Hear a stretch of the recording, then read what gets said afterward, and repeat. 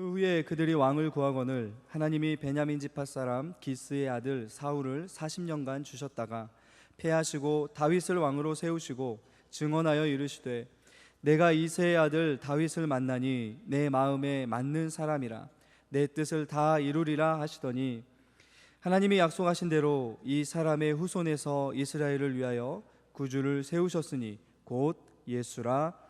아멘. 오늘 본문의 주인공은 다윗입니다. 다윗이란 이름은 사랑을 받는 자 이런 뜻입니다. 그 이름에 걸맞게 하나님의 사랑을 아주 많이 받은 사람이 다윗입니다. 오늘 본문에 보면 하나님이 다윗을 보시고 뭐라고 말씀했는가 하면 내가 이새의 아들 다윗을 만나니 내 마음에 맞는 사람이라 내 뜻을 다 이루리라 그렇게 말씀하셨습니다. 하나님은 당신의 마음에 드는 다윗을 보시고 너무 기뻐하시면서 특별히 사랑하시고 또 굉장히 중요하게 쓰셨습니다. 이 다윗이 성경에 처음 등장할 때는 나이가 한 15살쯤 되는 소년이었습니다. 15살 되기 그러면 요즘에는 철이 아직 안 든 판단력이 아직 부족한 아이입니다. 그런데 하나님은 그런 나이 어린 소년 다윗을 보시고 내 마음에 쏙 든다 이렇게 아주 기뻐하셨습니다. 다윗에게는 뭔가 남다른 특징이 있었음이 분명합니다. 하나님은 그에게 이스라엘의 장래를 맡기려고 작정하시고 일찍이 그 머리에 기름을 부어서 내가 너를 나중에 이 나라의 차기 왕으로 쓰겠다 하고 정해두셨습니다. 이 다윗의 남다름이 무엇일까? 다윗에게는 믿음도 남다르고 그의 성실성도 남다르지만 가장 특별한 점은 강한 사람이다 하는 것입니다. 그는 어린 시절에 아버지의 양을 치는 목동 노릇을 했었는데 가끔씩 사자나 곰이 출몰해서 양 새끼를 물고 갑니다. 그러면 다윗은 그 어린 양을 구하기 위해서 맹수를 추격해 가서 싸워서 그 사자의 입에서 맹수 입에서 양을 건져내고 그 짐승을 죽이는 그런 용맹을 발휘했습니다. 그가 힘이 엄청나게 셌다는 그런 증언은 성경에 없습니다. 하지만 그는 굉장히 용맹한 사람이고 또 돌 팔매질을 굉장히 잘한 사람이라고 보여집니다. 그걸 보면 다윗은 용감한 사람, 강한 사람이었다는 것이 분명해집니다. 다윗은 그것만 아니라 언제든지 그는 두려움이 없었습니다. 사울 왕이 정신병에 걸려서 날뛸 때는 조용히 수금을 가지고 가까이 가서 수금을 연주함으로 그 사울 왕, 미친 사울 왕을 진정시킨 그런 사람입니다. 때로는 사울 왕이 그에게 창을 던져서 죽이려고 했지만 그래도 두려워하지 않고 그 앞에 가서 수금을 연주해서 왕을 진정시킨 그런 용감한 사람입니다. 또 골리앗이란 블레셋 장수가 이스라엘을 침략해 와서 온 이스라엘 군대는 그 앞에 벌벌 떨고 있을 때 그때 이 다윗은 어린 나이지만 자기가 나가서 저 적장과 싸워서 하나님의 명예회복을 하겠다 나선 그런 사람. 그리고 돌팔매를 던져서 그 이마를 명중시키고 그 골리앗의 칼을 빼서 그의 목을 친 그런 사람입니다. 나이는 어리고 체구는 작았지만 대단히 강한 사람이었다 하는 것이 성경 곳곳에 드러납니다. 이 다윗의 힘은 어디서 왔을까? 그것은 그의 정신에서 온 것인데 하나님을 자기 하나님으로 믿는 믿음에서 난 힘이었습니다. 하나님은 그런 강한 다윗을 이스라엘의 다음 왕으로 삼으려고 작정하시고 사무엘을 그 집으로 보내서 이새의 아들들 중에서 내가 선택한 사람에게 기름을 부어라. 누구라고 이름은 알리지 아니하고 이새 아들 중에서 이 기름을 부어라 말씀해서 사무엘이 그 집을 찾아갑니다. 그리고 다윗의 아버지 이새에게 당신의 아들들을 다 불러 내한테 데려오시오. 그래서 이제 하나씩 면접하는데 다윗의 맏형인 엘리압을 보니까 너무 잘생기고 아주 풍채가 당당합니다. 그 모습에 반해버려서 아, 이 사람이구나, 이런 사람이 이 집에 있었구나 하고는 그 머리에 기름을 막 부으려고 하는데 하나님께서 막으시면서 말씀하기를 그의 용모와 신장을 보지 말아라. 내가 이미 그를 버렸노라. 사람은 외모를 보지만 나는 그의 중심을 보느니라 라고 말씀하셨습니다. 그래서 첫째는 물러갔습니다. 둘째가 왔는데 둘째도 그에 못지않게 훌륭합니다. 그래서 또 이 사람인가 하고 그 머리에 기름 부으려고 하는데 하나님이 또 말리십니다. 그래서 차례차례 아들 7을 다 만나보니까 아무도 없습니다. 아버지 이세를 불러서 묻습니다. 당신의 아들은 이 7명이 전부입니까? 아닙니다. 8명인데 막내가 남았지만 그는 너무 어려서 여기에 낄 자리가 아니라 싶어서 저 들에서 다른 형들의 양을 다 도맡아 지키라고 했습니다. 사무엘은 그를 빨리 데려오게 했고 그가 사람들의 인도를 받아서 사무엘 앞에 올 때 그때 사무엘이 보았던 다윗의 모습을 사무엘상 16장 12절에 이렇게 기록합니다. 이에 사람을 보내어 그를 데려오매 그의 빛이 붉고 눈이 빼어나고 얼굴이 아름답더라. 여호와께서 이르시되 이가 그니 일어나 기름을 부으라. 어린 소년이 오는데 아직 어려서 홍한 소년 얼굴이 빨갛습니다. 그런데 눈이 반짝반짝합니다. 얼굴이 참 아름답습니다. 이런 아이가 있었구나. 하나님께서 이 사람이다. 그리고는 그 어린 소년 다윗에게 기름을 붓게 하셨습니다.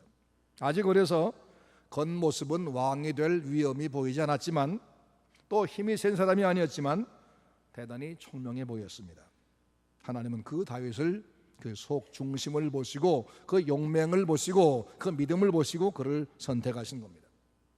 사무엘은 다윗의 맏형인 엘리압의 외모에 반했지만 나중에 그 엘리압은 블레셋과의 전투에서 그만 적장의 모습만 보고 기가 죽어가지고 수풀에 숨어서 달달 떨던 사람입니다. 그런데 어린 다윗은 나이가 어려서 증짓도 안 됐는데 형들을 위해서 심부름 갔다가 그 꼴을 보고는 내가 저 적장을 치겠습니다 라고 자청해서 그 적장 골리앗 향해 달려가면서 한 말이 뭐냐면 너는 칼과 창으로 내게 나오지만 나는 살아계신 하나님 만군의 여호와 이름으로 네게 가노라. 여호와의 구원하심이 칼과 창에 있지 아니함을 이 무리로 보게 하리라. 전쟁은 여호와께 속한 것인즉 그가 우리를 너희 손에 넘기시리라. 그리고는 돌멩이를 힘껏 날렸는데 그게 골리앗의 이마에 명중합니다. 건강한 청년인 다윗의 맏형 엘리압은 대단히 장대해 보이고 훌륭해 보였으나 그는 겁에 질려 벌벌 떠는 사람이고 어린 소년은 아주 어리지만 골리앗을 향해서 싸워서 이긴 사람입니다. 다윗은 그 형제 중에서 가장 강한 자가 아니라 이스라엘 가운데 가장 강한 자였습니다. 여러분, 오늘은 한국교회가 다 함께 지키는 어린이 주일입니다. 어린 자식 손자는 하나님께서 우리에게 주신 가장 귀중한 선물입니다. 선물 중에 이런 선물이 없지요. 게다가 선물만 되는 게 아니라 우리에게 주신 거룩한 일감입니다. 하나님 우리에게 자식 손자를 맡겨주심으로써 우리의 미래를 준비하게 하시고 하나님의 나라를 건설하게 하셨습니다. 우리의 거룩한 일감이자 우리의 미래인 우리 자녀 손을 어떻게 길러야 할까? 요즘 부모들은 자기 자녀를 가장 좋은 것을 먹이려고 애를 씁니다. 또 가장 공부를 잘하게 하려고 애를 씁니다. 그래서 아이들이 머리는 상당히 좋고 신체는 굉장히 우람합니다만은 신체가 우람하다고 해서 건강한 사람, 강한 사람 되는 것은 아닙니다. 몸만 덜썩 컸지 바퀴벌레만 귀에 와도 기겁을 한 나이가 되고 말았습니다. 요즘 우리 부모들의 문제는 아이를 너무 약하게 키운다는 겁니다. 그럼 어떻게 하면 강한 사람이 되게 할 수 있을까? 이 소년의 다윗에게 해답이 나옵니다. 첫째는 다윗은 거친 환경에서 훈련을 받아서 강해졌습니다. 다윗은 막내였습니다. 막내에게는 막내티가 나지요. 왜냐하면 부모에게서 형제들에게서 늘 사랑을 받으니까. 그래서 막내로 자란 사람은 나중에 다 성장한 뒤에도 같은 또래에 비해서 가장 어린 티가 나는 법입니다.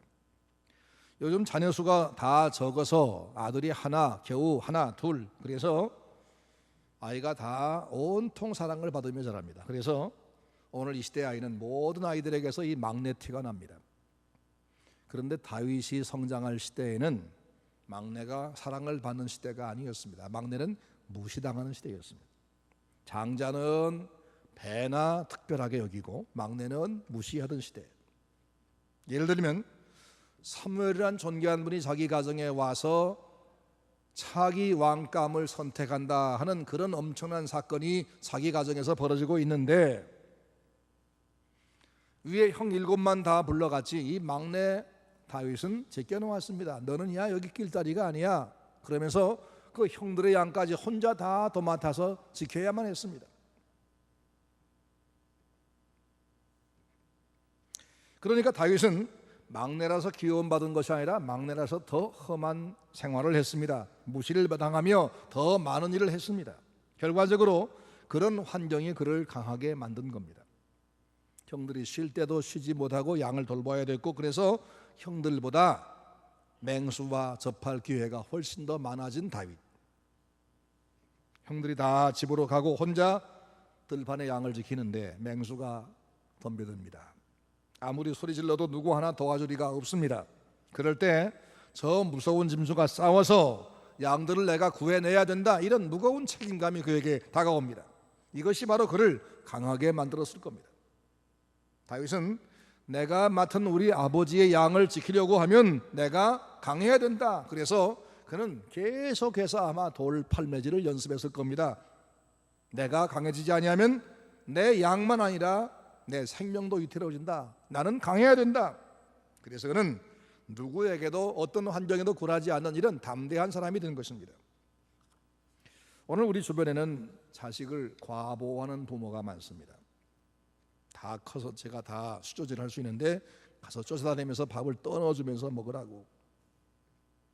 자기 힘으로 할 수 있는 것도 부모가 다 대신해 주어서 자기 훈련의 기회를 빼앗아 버리는 부모들이 있습니다. 그건 부모 사랑이 자식 사랑이 아닌데 그걸 잘 모르서 그렇습니다.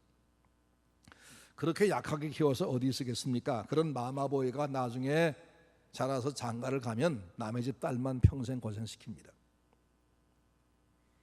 이스라엘의 제사장이었던 엘리는 자기는 제사장 노릇을 꽤 잘했지만 선지자 사무엘을 기르기로 했지만 자기 자녀를 바르게 양육하지 못해서 결국 자기와 자기 자녀와 가문이 다 함께 망한 케이스입니다. 엘리는 자기 자식을 과잉보호했습니다. 그가 잘못하는 것을 소문 들어 알면서도 책망하지 않고 야 그러면 안 돼, 그런 정도로만 그냥 대충 문부마하고 말았습니다. 결국 그는 자기 자식과 가문을 다 말아먹은 그런 사람의 모델입니다. 성경은 말씀합니다.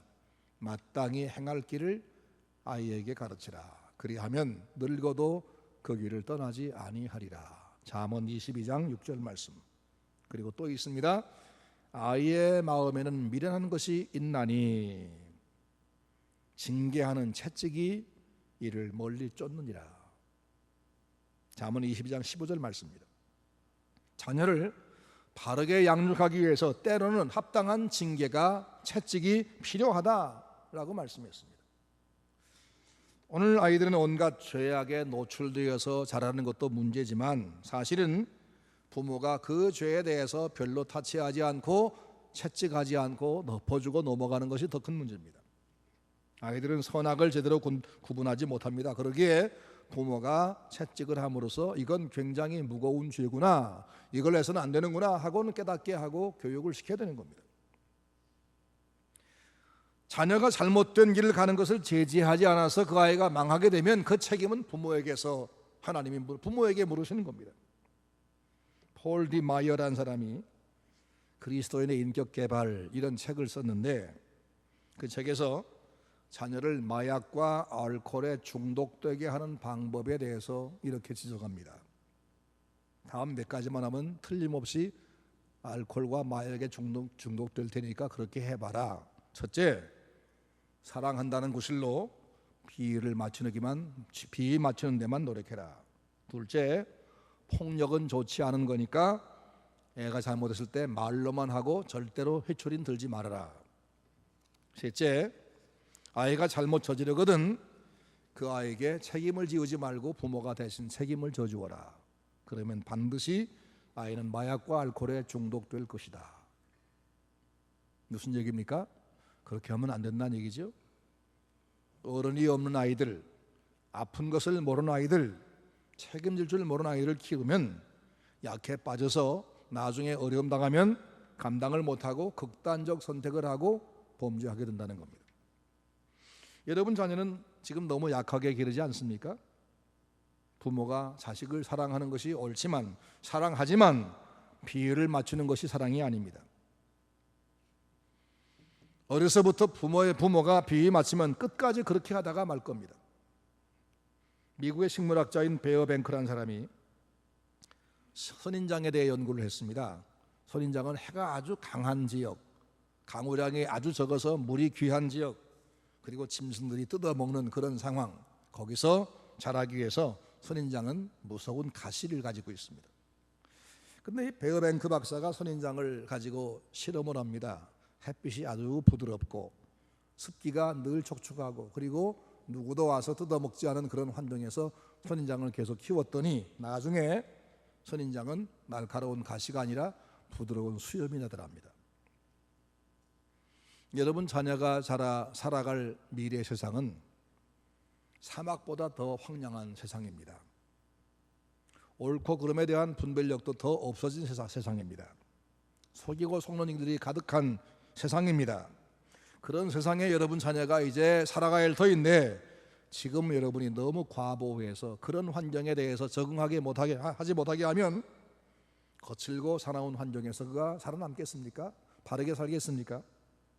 세상을 이길 수 있겠습니까? 다윗은 어려서부터 그렇게 길러지지 않았습니다. 그에게는 해야 할 일거리가 항상 주어졌습니다. 그리고 그 일은 항상 자기가 책임을 져야 했습니다. 그리고 어떤 위험이 어떤 어려움이 와도 자기 혼자 책임을 져야 했습니다. 바로 그것이 그를 강하게 만들었습니다. 여러분 자녀들에게도 해야 할 일거리를 주시기 바랍니다. 그리고 그것을 자기가 책임지게 하시기 바랍니다. 그러면 그를 강하게 할 것입니다.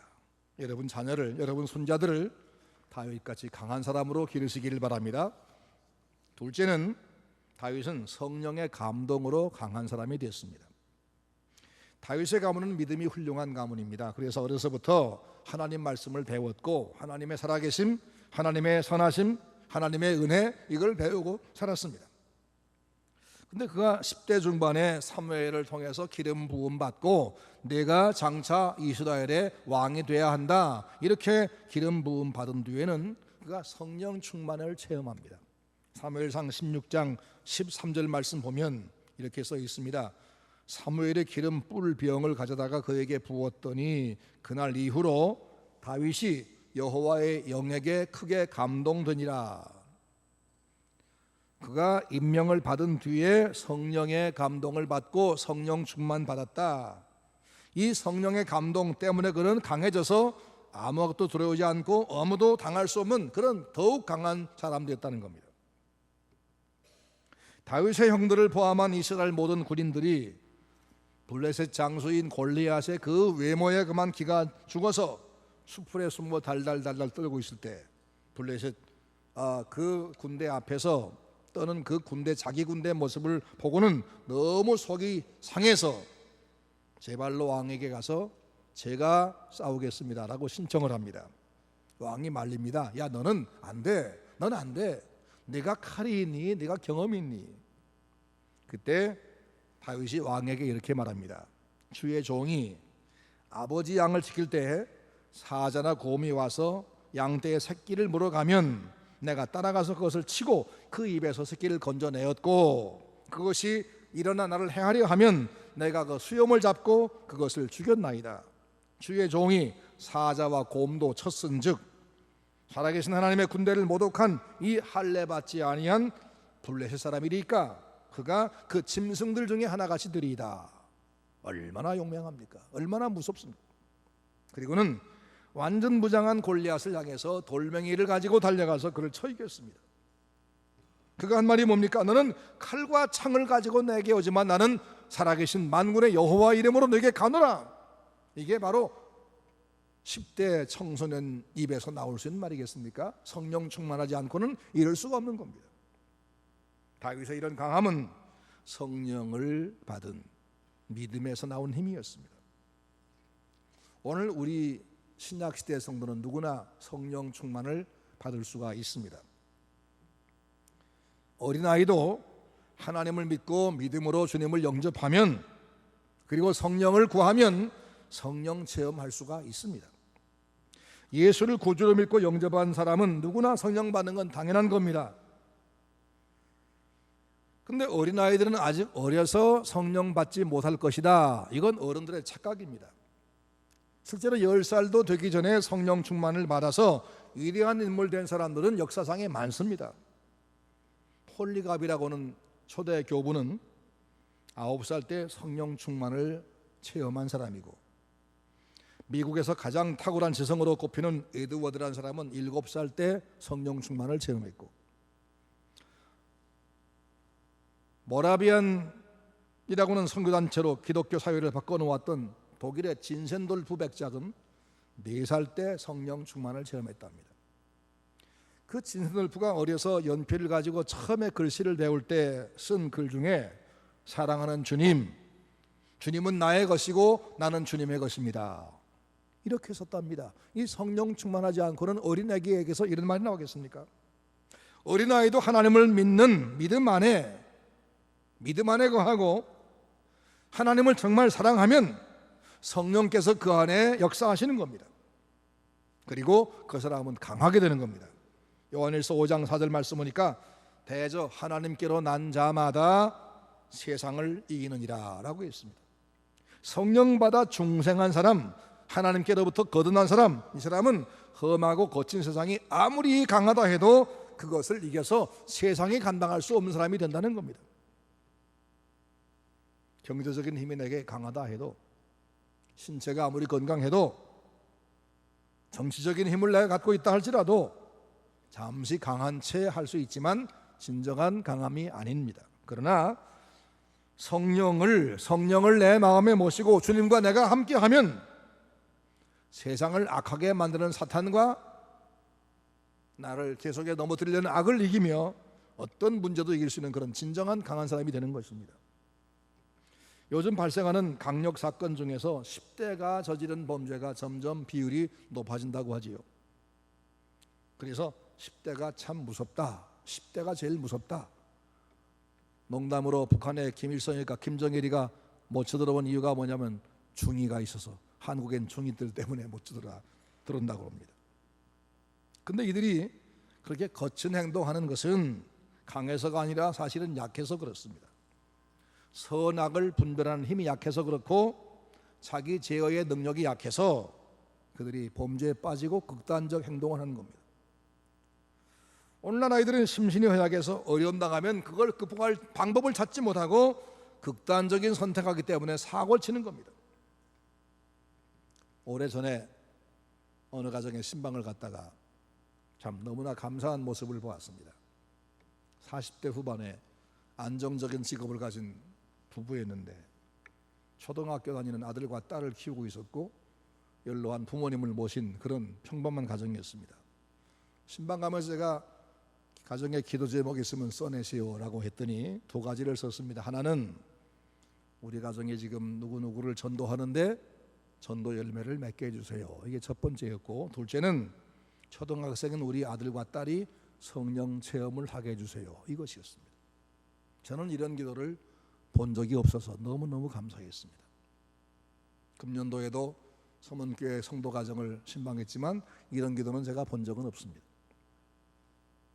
전도 열매를 위해서, 다른 것, 건강을 위해서, 직장을 위해서, 사업을 위해서 구하지 아니하고 우리가 전도하는 일을 위해서 열매를 달라고 기도하는 것과, 그 다음에 우리 어린애기들이 성령 충만 체험하게 달라고 기도하는 이런 가정이 보통 가정입니까?